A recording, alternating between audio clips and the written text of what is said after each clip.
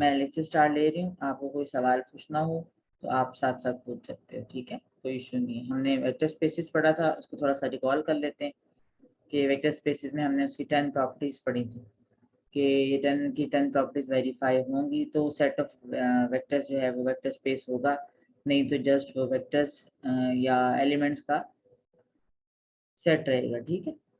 अच्छा, अब next article हमने पढ़ना है सबस्पेस। मैं अभी लिखने लगी हूँ। आपको मेरी स्क्रीन नजर आ रही, मेरी जो स्क्रीन नजर होती है वो नजर आ रही है यस आपको? मैम। अच्छा, तो ठीक हो गया। जिस तरह हम पढ़ते हैं ना, एक मिनट उसको थोड़ा सेट कर लूँ।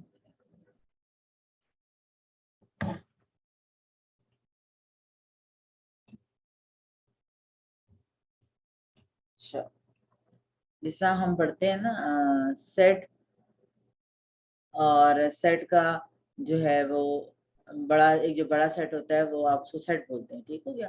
और जो छोटे सेट्स होते हैं वो उसके सबसेट्स होते हैं, ठीक है, आपने ये चीज़ पढ़ी हुई है। और इसी तरह हमने क्या पढ़ा, हमने पढ़ा वेक्टर स्पेस, उसकी प्रॉपर्टीज देखी सारी, ठीक है। तो वेक्टर स्पेस का जो छोटा सेट होगा उसको बोलेंगे सब स्पेस। अगर सेट ऑफ वेक्टर्स सारी प्रॉपर्टीज वेरीफाई कर रहा होगा तो वेक्टर स्पेस होगा, और सब स्पेस जो होगा वो, अगर वो 3 प्रॉपर्टीज मैं इसकी लिखवाने लगी हूँ, वेरीफाई करेगा तो वो सब स्पेस होगा, वरना वो जस्ट उसका सबसेट रह जाएगा, ठीक है। बड़े सेट को सेट बोलते हैं और छोटे सेट को जो है उसका सबसेट बोलते हैं। तो same is the case with the vector space and with the sub space. तो अगर वो प्रॉपर्टीज वेरीफाई करेगा तो वो 3 प्रॉपर्टीज में लिखने लगी तो वो आपके पास सब स्पेस बन जाएगा, वरना वो आपके पास सबसेट ही रहेगा। तो ठीक हो गया जी। तो next article would be subspace.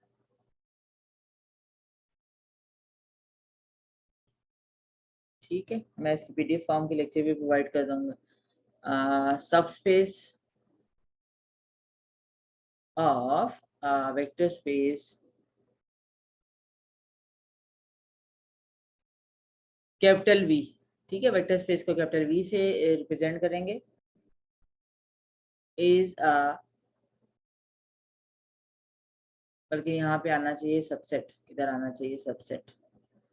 Subspace कब, सबसेट जो है वो सबस्पेस कब कहलाएगा, और नाम उसका रखेंगे एच जी, कोई भी नाम रखें, if it satisfies the following axioms या प्रॉपर्टीज।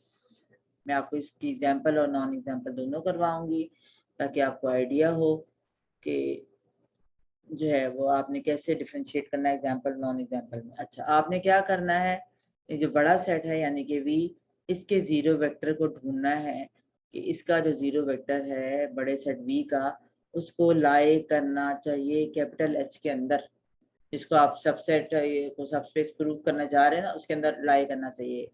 कैसे लाई करेगा और नहीं करेगा दोनों देखेंगे, ठीक है। मैं एग्जांपल नॉन एग्जांपल दोनों कराऊंगी ताकि आपको आइडिया हो। फिर अच्छा, अगला क्या होगा, second property, H is closed under vector addition. क्या करना है, कैसे क्लोजर प्रॉपर्टी चेक करते हैं, इसको बोलते हैं क्लोजर प्रॉपर्टी, ठीक है। दैट इज आपने जब जब भी क्लोजर प्रॉपर्टी किसी की भी चेक करनी हो, कोई भी सेट हो आपके पास, जो भी आप सिनेरियो डील कर रहे हो उसमें आपने क्या करना है, 2 एलिमेंट्स लेने हैं, एक का नाम यू रख देना, एक का नाम वी, अपनी मर्जी से नाम रख सकते हैं। जिसको चेक करना है ना कि क्लोज्ड अंडर एडिशन, तो उसके आपने 2 एलिमेंट्स लेने हैं, ठीक है। और आपने ये देखना है कि इनका जो सम है, सम क्या होगा, u प्लस वी, इसको इस सेट के अंदर ही लाई करना चाहिए, ठीक है। ये चीज आपने चेक करनी है, इसको बोलते हैं क्लियर प्रॉपर्टी। शादी आपकी साइड पे कोई इशू होगा, मेरी साइड पे तो इशू नहीं है। आप बच्चों को आवाज मेरी आ रही है सही? यस मैम आ रही है। ठीक हो गया। अगर किसी पर्टिकुलर को आवाज का इशू हो रहा है तो मे बी उसकी साइड पे प्रॉब्लम हो। अच्छा, फिर तीसरी प्रॉपर्टी क्या करनी है, ये आपने एडिशन वाली चेक की है, आपने मल्टीप्लिकेशन वाली चेक करनी है अंडर स्केलर मल्टीप्लिकेशन, ठीक है, क्योंकि वेक्टर को वेक्टर से मल्टीप्लाई नहीं करते, इसको बोलते हैं स्केलर मल्टीप्लिकेशन। क्या करना है, एक स्केलर लेना है यानी कि एक नंबर लेना है, पॉजिटिव नेगेटिव कुछ भी, ठीक हो गया। तो क्या करते हैं, इसको भी हम एक दफा दोबारा देख लेते हैं कि फ्लोयर प्रॉपर्टीज मल्टीप्लिकेशन वाली कैसे होती है।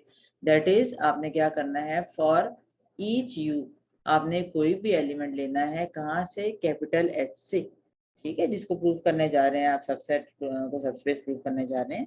और उसके साथ आपने लेना है कोई भी स्केलर एंड ईच स्केलर सी, ठीक है, कोई भी पॉजिटिव नेगेटिव कुछ भी।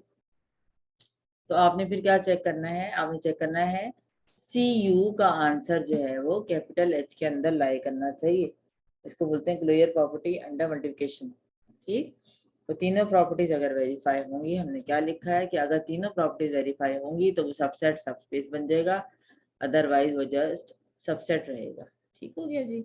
चलो इसके हम प्रॉब्लम्स पे भी आ जाते हैं। इसके प्रॉब्लम्स चूँकि कम हैं तो मैं इसलिए मैंने प्रेफर की थी कि मैं एग्जांपल पिक करूं, मैं एग्जांपल नॉन एग्जांपल दोनों करवाऊंगी। चलें जी, इसके क्वेश्चन बनेंगे एक्सरसाइज 4.2 से। I am solving an example, let H capital H be the set of all the vectors of the form। आप लिखिएगा नहीं, बस आप समझ लें खाली, बाकी आपको लेक्चर और सारी चीजें मिल जाएंगी, वो कोई इशू नहीं है। ठीक है, एस टी जीरो इस तरह के वेक्टर्स हैं, 3 एलिमेंट हैं। तो मुझे कोई बता सकता है ये बैकएंड पे किससे बिलोंग कर रहा होगा? एक के अंदर 3 एलिमेंट नजर, शाबाश, वेरी गुड, यह R3 से बिलोंग कर रहा होगा। ठीक हो गया, बेशक आखिरी एलिमेंट 0 है बट है तो सही ना, ये तो नहीं कह सकते कि वो है नहीं। अच्छा, पहला आखिरी उन्होंने क्या दिया कि 0 है, और पहला जो है कोई भी रियल नंबर है, दूसरा कोई भी रियल नंबर। ठीक हो गया, आपको प्रूफ करना है कि H जो है, show that capital H is subspace है। अभी आपने कहा कि आर क्यूब का पार्ट है, तो ये आर क्यूब का सबस्पेस प्रूव करना है। ठीक हो गया जी। तो आप क्या करेंगे, आप सबसे पहले तो देखेंगे कि H क्या है, H में किस तरह के एलिमेंट्स हैं। अच्छा, जो हमारा V है वो R क्यूब है, सवाल में भी लिखा हुआ है, ना भी लिखा हुआ हो तो उसको देख के आइडिया हो रहा है 3 एलिमेंट्स हैं, तो हमारा जो वेक्टर स्पेस होगा वो R क्यूब होगा। आपने क्या करना है, हम प्रॉपर्टीज पे जाने लगे हैं। सबसे पहले क्या करना था, आपने 2 एलिमेंट्स लेने हैं, कहाँ से, इस तरह के एलिमेंट्स लेने हैं H के अंदर से। A के जो एलिमेंट्स हैं उसका नाम S1 T1 0 रख दीजिए, आखिरी वाला 0 है, आपने उसको छेड़ नहीं सकते। और V वाले को आप रख दीजिए S2 T2 एंड 0। ठीक हो गया जी। अच्छा, तो फिर क्या है, आपने हमने क्या पढ़ा था कि 3 प्रॉपर्टीज हैं, आपने चेक करना है तीनों प्रॉपर्टीज में से कोई भी वेरीफाई कर लें पहले, कोई प्रॉब्लम नहीं है। आप क्या लिखेंगे, फर्स्ट प्रॉपर्टी लिखने लगे, एस एच में किस तरह के एलिमेंट्स हैं, एस टी 0 और S and T real numbers हैं, S and T are real numbers. तो पहले 2 को तो कोई इशू नहीं है, कुछ भी हो सकता है। ठीक हो गया, और अगर ये कुछ भी हो सकते हैं तो क्या ये 0 हो सकते हैं? नो मैम, क्योंकि रियल नंबर हाँ, तो क्या 0 रियल नंबर नहीं है मैम? है? बिल्कुल है। हमारी रिक्वायरमेंट ये है कि कैपिटल वी का इस तरह का एलिमेंट इस एच के अंदर हो सकता है कि नहीं हो सकता? बिल्कुल हो सकता है। क्यों, ये देखिएगा जरा। सो एच में पहला भी 0 हो सकता है, दूसरा 0 पॉसिबल है, हो सकता है ना, आखिरी तो है 0। ठीक है, हमें ये ढूंढना था, ये हमें ढूंढना है इसके अंदर। तो इस तरह का एलिमेंट जो है वो लाई कर रहा है इस 0 वेक्टर, ये एक्चुअली क्या है, इस 0 वेक्टर है वी का। पहली प्रॉपर्टी क्या बताई थी आपने, चेक करना है कि कैपिटल वी का 0 वेक्टर एच के अंदर है। अच्छा, एक बॉक्स में एक चीज बता है। दूं, हाँ बिल्कुल, एक बॉक्स में एक चीज बता दूं, ये जो कैपिटल एच है ना, इसमें किस तरह के एलिमेंट्स हैं, आखिरी 0 है, पहले 2 कुछ भी है, फिर आखिरी 0 है, पहले 2 कुछ भी है, आखिरी 0 है, पहले 2 कुछ भी है, इसी तरह ये। अब मैं यहाँ पे अपनी मर्जी से एंट्रीज फिल करने लगी हूँ, 1 2 0 1 0 0 0 5, इस तरह के बहुत सारे एलिमेंट्स हैं। तो आपको 0 वेक्टर वाला एलिमेंट मिल गया ना एच के अंदर, ये एच के एलिमेंट्स हैं, इस तरह के बहुत सारे होंगे। तो हमें देखना है कि क्या एच के अंदर 0 0 0 लाई कर रहा है, जो कि वी का पार्ट है, लाई कर रहा है। Yes, पहली प्रॉपर्टी वेरीफाई हो गई, पहली प्रॉपर्टी जब वेरीफाई हो जाएगी तो सेकंड पे जाना है। पहली प्रॉपर्टी डिस्प्रूव हो गई, फर्दर नहीं जाने की जरूरत।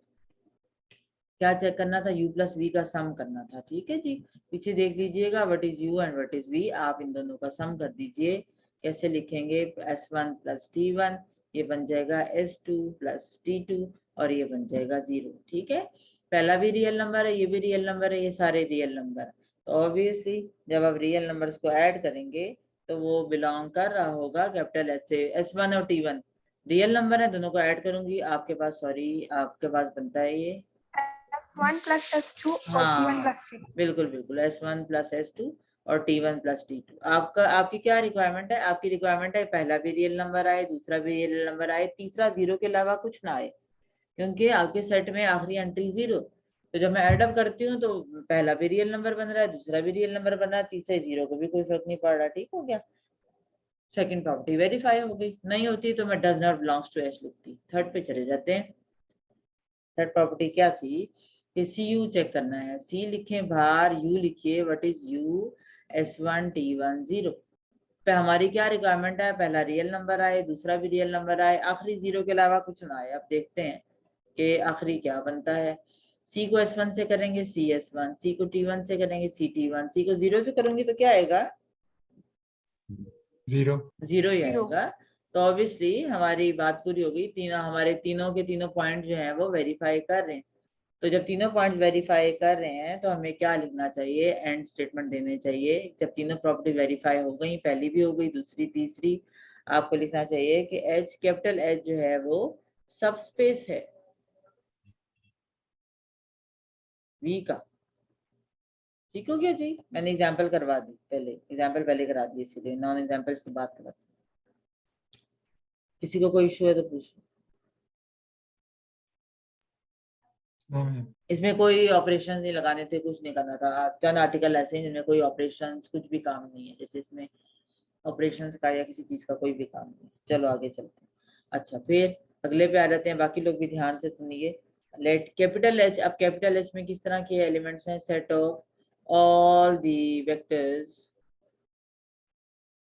Of the form. इसमें राइटिंग थोड़ी ऊपर नीचे हो जाती है, बार मैं पीडीएफ वाला लेक्चर भी दे दूंगी। आपके पास इसमें एलिमेंट्स हैं ए बी के। ठीक हो गया?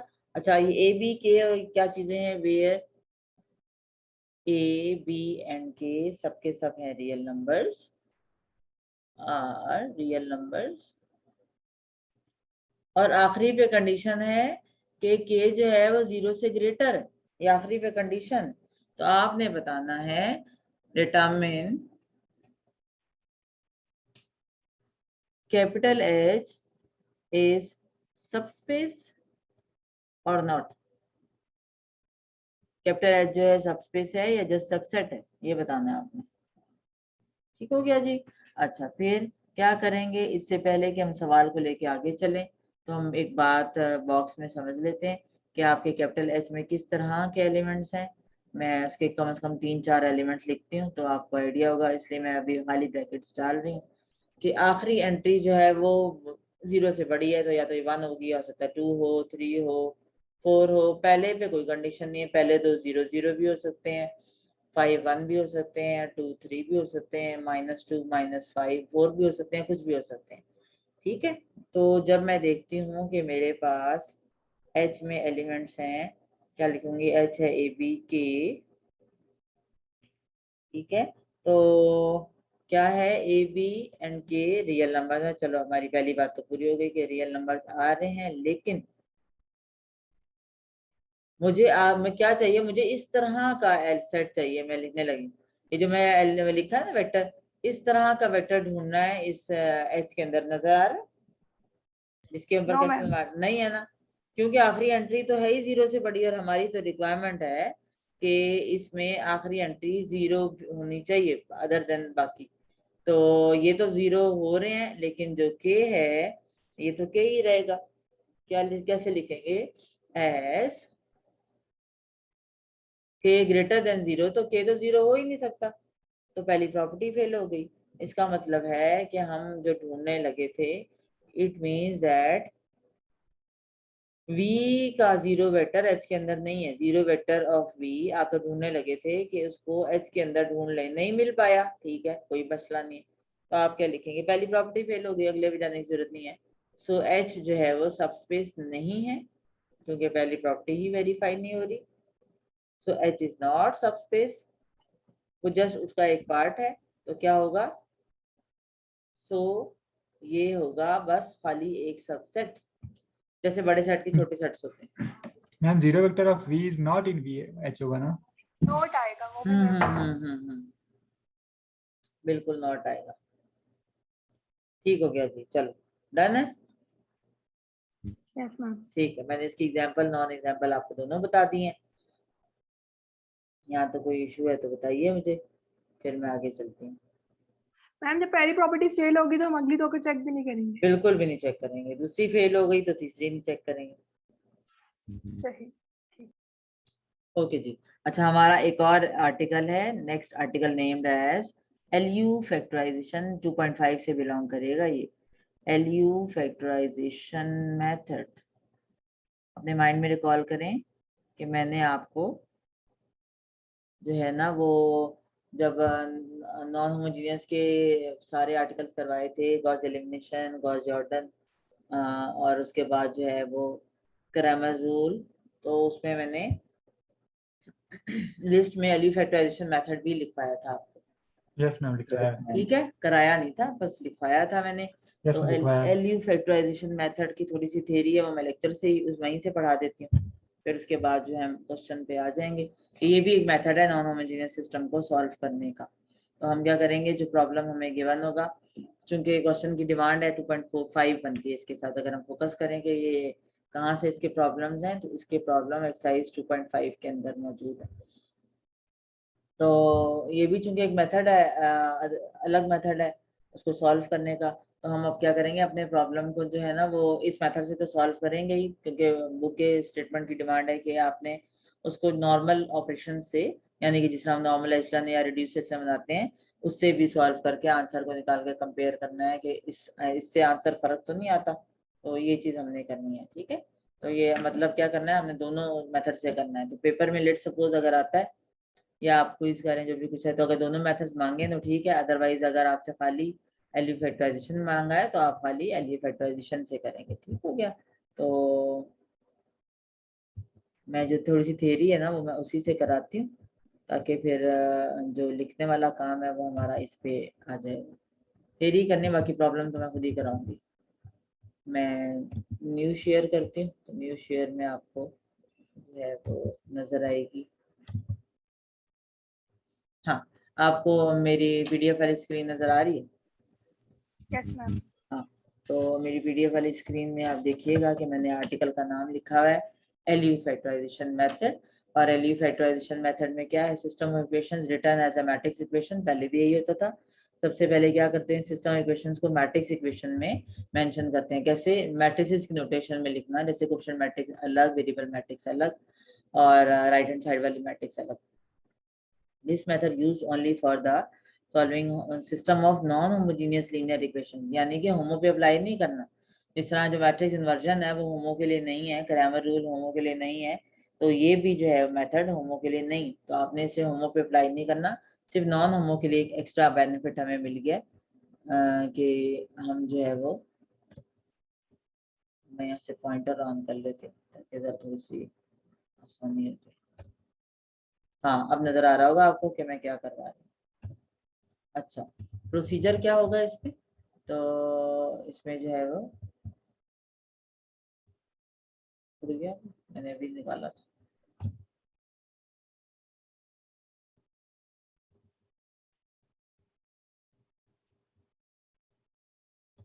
अच्छा, अगर दरमियान में डिस्कनेक्ट हो जाए अब तो होगा नहीं इतनी जल्दी, लेकिन अगर हो जाएगा तो फिर हम देख लेंगे, ठीक है। अच्छा, क्या है इसमें, एक नॉन स्क्वायर मैट्रिक्स है, उसको हम क्या करेंगे, इसको रिड्यूस करेंगे। That can be entered, that can be reduce to the row echelon form. हमने क्या करना होगा कि जो है मैट्रिक्स हमें गिवन होगी, लेकिन हम उसको जो है वो रो एचलन फॉर्म में लेके जाएंगे, रो इंटरचेंजेस किए बगैर। मतलब पहले हम क्या करते रहे हैं, पहले हम ऑपरेशंस अप्लाई करते रहे हैं, ऑपरेशन अप्लाई करके रो इंटरचेंजेस करते रहे हैं। अब जो है रो इंटरचेंज किए बगैर हमने उसको रो एचलन फॉर्म में लेके जाना है। किस तरह लेके जाना है कि ए को in terms of L and you shift करना है, यानी कि ए से जनरेट करनी है दो मैट्रिसेस। कौन कौन सी, अभी हम क्वेश्चन पे जाएंगे तो आपको बेहतर मेरी बात समझ में आएगी। एल होगी एक लोअर ट्रायंगुलर मैट्रिक्स, ठीक है। लोअर ट्रायंगुलर मैट्रिक्स कौन सी होती है, आपको मैंने क्या बताया था, लोअर ट्रायंगुलर होती है जिसका लोअर नॉन जीरो होता है, अपर ट्रायंगुलर होती है जिसका अपर नॉन जीरो होता है। तो हमने एक लोअर ट्रायंगुलर मैट्रिक्स बनानी होगी, और जिसके डायगोनल में मेन पे हमने रखने होंगे 1, और यू हमने बनाना होगा एचलन फॉर्म किसका, ए का। तो तो हम बनाएंगे, एक को बना रहे होंगे, एक को सेट कर रहे होंगे, दूसरी उसके साथ एडजस्ट हो जाएगी। such that such factorization is LU factorization. L stands for lower triangular, U stands for upper triangular. ठीक है, ये मतलब है इसका, इसलिए इसका नाम LU factorization है। अच्छा, जो मैट्रिक्स L होगी वो इन्वर्टेबल होगी और unit triangular lower triangular matrix होगी। अच्छा, बाकी तो मैं आपको उस पे ले जाती हूँ, तो वहीं पे बताती हूँ जो थ्योरी, जो इसके साथ मैंने जो चीजें आपको करवानी है कि इस प्रोसीजर को करना कैसे है, बस थोड़ी सी थ्योरी मैंने बताई थी। अच्छा, अब क्या करेंगे हम, एक्चुअली ये चीज प्रोसीड करेंगे कि एक मिनट मैं अपना पॉइंटर ऑन कर लूँ, वहां से चेंज हुआ है।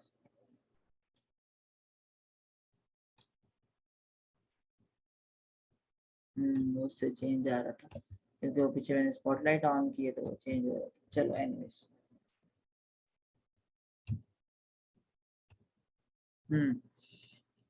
हम क्या करेंगे, आपको गिवन होगा मैट्रिक्स ए, आपने उसको एल और यू में ट्रांसफॉर्म करना है। ठीक हो गया, एल और यू बनाने हैं, कैसे बनाने हैं वो आगे चल के देखते हैं। और and substitute A x into, क्या करना है, ये जो गिवन था उसके अंदर ए की जगह आपने एल यू डाल देना है। ठीक है, तो अगला स्टेप क्या होगा, जैसे ए की जगह एल यू डालूंगी इसके अंदर, तो मेरे पास कुछ इस तरह की चीज बन जाएगी, L U x equals to B. और सॉल्व क्या करना होगा, एक्चुअली हमें एक्स सॉल्व करना होगा। For x to solve the system, ढूंढना हमें एक्स है। तो आप क्या करेंगे, ये जो u और x वाला पार्ट है, let u x is equal to y, आप इसको y लेट कर लेंगे। देयरफॉर ये इस u x की जगह जब मैं y डालती हूँ तो ये वाली चीज क्या बन सकती है, कोई बताएगा मुझे, इस u x की जगह अगर y डाल दूं? शाबाश, L y equals to B. एक बन गया L y is equals to B और एक बन गया U x is equals to y. You आपको पता है, अच्छा यहाँ से आते हैं, वाई हमने कहाँ से बनाया होगा, यू एक्स को हमने वाई कहा हुआ है, एल हमें पता है, और बी आपके पास ये है, तो एल और बी की हेल्प से वाई निकाल लेंगे, फिर वाई को यहाँ डालेंगे, यू पता होगा तो एक्स आ जाएगा। फिर समराइज कर रही हूँ, ए को in terms of L and U बनाना है, तो हम क्या करेंगे, एल यू एक्स में यू एक्स यानी कि इसको हम वाई लेट कर लेंगे। वाई आपको चूंकि पता नहीं होगा क्योंकि आपको एक्स नहीं पता, एल और बी तो पता होंगे, एल आपने बनाया होगा, बी ऑलरेडी गिवन है, तो वाई आ जाएगा। वाई को यूज करेंगे इधर, तो आप क्या लिखेंगे, मैं बल्कि लिख भी देती हूँ जो बातें मैं बोल रही हूँ। सबसे पहले हमने इसमें सॉल्व करना होगा, first solve L y is equal to B. किसके लिए, L y is equal to B में से क्या मिलेगा, नो नो, बी तो पहले से है, एल पहले से है, तो क्या मिलेगा, वाई वाई मिलेगा, शाबाश वाई मिलेगा। और उसके बाद एक्स इसकी हेल्प से, हाँ, एंड देन हम क्या यूज करेंगे, and then solve U x is equal to y, यहाँ से क्या मिलेगा, U x is equal to y से क्या मिलेगा, एक्स मिलेगा, शाबाश, ठीक हो गया। तो एक्स हमारी रिक्वायरमेंट होगी। चलते हैं एक्सरसाइज 2.5 पे, आपकी बुक की है, तो आपने चूंकि क्वेश्चन की डिमांड है कि दोनों से सॉल्व करें, हम भी दोनों से सॉल्व कर लेते हैं। Solve the system of equations. अच्छा, इसका एक बात अच्छी ये है कि ये जो है नॉन होमोजेनियस पे तो लगता है, मैट्रिक्स लेफ्ट साइड पे स्क्वायर हो, नॉन स्क्वायर हो, दोनों पे लग जाता है। ठीक है, जैसे क्राइमर रूल की ऑप्शन है ना कि वो तो लगना ही स्क्वायर पे, फिर हम वो उसमें हम स्पेसिफिक हो रहते हैं। इसकी एक बात और भी अच्छी है कि स्क्वायर नॉन स्क्वायर दोनों पे लग जाता है। हमारे सवाल की डिमांड ये है कि आप अपने प्रॉब्लम को इससे भी सॉल्व करें और आप अपने प्रॉब्लम को ऑर्डिनरी रो ऑपरेशन से भी सॉल्व करें। ऑर्डिनरी रो ऑपरेशन मतलब एचलन फॉर्म या रिड्यूस एचलन, आप जो भी प्रेफर करें। सॉल्व करना है, चूंकि जब मैंने आपको सिखाया कि जब भी सॉल्व करना हो तो आप कोशिश करें कि रिड्यूस एचलन फॉर्म बनाए। ठीक है, तो हम जो है वो क्वेश्चन को देख लेते हैं। हमारे पास क्वेश्चन क्या है, आपके पास है x1 plus x2 minus x3 is equal to 4, और दूसरा है आपके पास x1 minus 2x2 plus 3x3 equal to minus 6। ठीक हो गया, and third one is 2x1 plus 3x2 plus x3 is equal to 7। ठीक हो गया, 3 इक्वेशन है, 3 अननोन है। सिस्टम होमोजेनियस है, नॉन होमोजेनियस है, non homogeneous. Non Non-homogeneous. Homogeneous, ठीक है। कितनी इक्वेशंस हैं? 3 3 इक्वेशन है, शाबाश, ठीक है। और अननोन्स कितने हैं? 3 ठीक है, चलो हमें कहा गया कि दोनों दफा करें आप, तो पहले हम प्रेफर करते हैं कि एलयू फैक्टराइजेशन कर लें और उसके बाद जो हम दूसरे मेथड को कर लेंगे, ठीक है। तो आप चूंकि नया है, आप अभी ना लिखिएगा, जब थोड़ा ज़रा प्रैक्टिस हो जाएगी तो ठीक है। अभी फर्स्ट टाइम कर रहे हैं, तो आपने सबसे पहले क्या बताया था, मैंने अपने सिस्टम को मैट्रिक्स फॉर्म में लिख लीजिए। तो ये मैंने इसको मैट्रिक्स फॉर्म में लिख रही हूँ। अब क्यों मैट्रिक्स फॉर्म में जाना पड़ा? आपके पास 3 इक्वेशन 3 अननोन है, अल्टीमेटली इतने ज्यादा इक्वेशंस और अननोन होंगे तो आप जो है वो उसे साइमल्टेनियस से अप्रोच नहीं कर सकते। अल्टीमेटली हमें मेथड को चेंज करना पड़ेगा।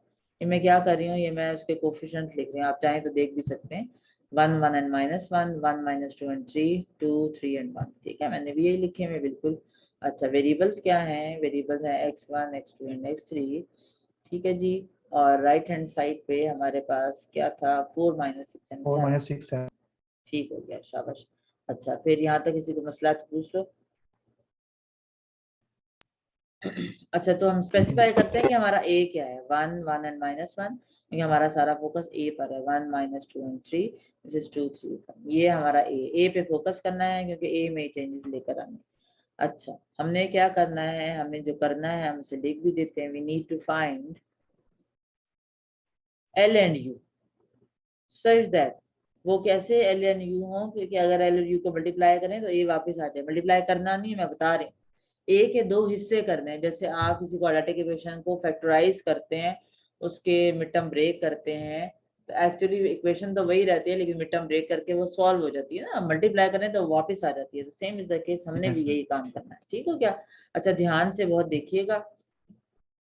मैं बोर्ड पे कराती ना तो मैं 2 डिफरेंट से करा रही होती है अगर क्लास में करा रही होती है, लेकिन चलें कोई प्रॉब्लम नहीं। कोशिश मेरी है कि कोई पॉइंट मिस ना हो जाए और रहना जाए आपके समझने से। Steps for making L and you, ठीक हो गया। एक तरफ एल बनाएंगे, एक तरफ यू बनाएंगे। तो एक मैट्रिक्स हम इधर लिख लेते हैं, अब इसको सेट करते हैं क्या क्या रखना है, और एक तरफ हम एल बनाते जाएंगे साथ साथ, ठीक हो गया जी। अच्छा, क्या मैंने सिखाया था? एल एक ऐसी यूनिट ट्रायंगुलर मैट्रिक्स है, यूनिट लोअर ट्रायंगुलर, क्या बताया था, जिसका जो है वो लोअर ट्रायंगुलर कौन सी होती है? जिसका लोअर नॉन जीरो होता है। यूनिट ट्रायंगुलर मतलब यूनिट लोअर ट्रायंगुलर डायगनली इसके 1 खुद से लगा दे, मैंने खुद से लगाए हैं, ठीक हो गया। और यूनिट लोअर ट्रायंगुलर है, इसकी 0 बना दो, 0 लिख दें। बाकी 3 कैसे ढूंढने हैं वो मैं आपको सिखाती हूँ, सही हो गया जी। अच्छा, फिर इसके बाद क्या करना है आपने ये करना है कि पहली रो को एज इट इज लिख लीजिए। मैं एज इट इज लिख रही हूँ, कहाँ से? आपने ए का जो ए की जो पहली रो है वो एज इट इज लिख लें। क्यों लिख रहे हैं एज इट इज? क्योंकि पहली एंट्री हमें 1 चाहिए होती है, तो 1 है, ठीक है। मैंने पहली रो को एज इट इज लिख रही हूँ। अच्छा, आप जरा गौर से देखिएगा, मैं हेड अंडरलाइन करूंगी। ये जो सर्कल बना रही हूँ, इस 1 को हमें बनाना है 0। क्या हमने सीखा है कि हमें चाहिए एशेलन फॉर्म, ठीक हो गया। इस 1 को 0 बनाना। ऑपरेशन बताएगा कोई? रो इंटरचेंज नहीं करेंगे, ऑपरेशन बताओ कोई। R2 - R1। ठीक है, R2 - R1। R2 - R1। अब बहुत फोकस करना है जो मैं कह रही हूँ। R2 आपने कहा कि माइनस लगाएं R1 के साथ, तो सेंटर में क्या आ रहा है? माइनस, यानी कि -1 आ रहा है ना। मेरी बात पे फोकस करें कि मैं क्या कह रही हूँ।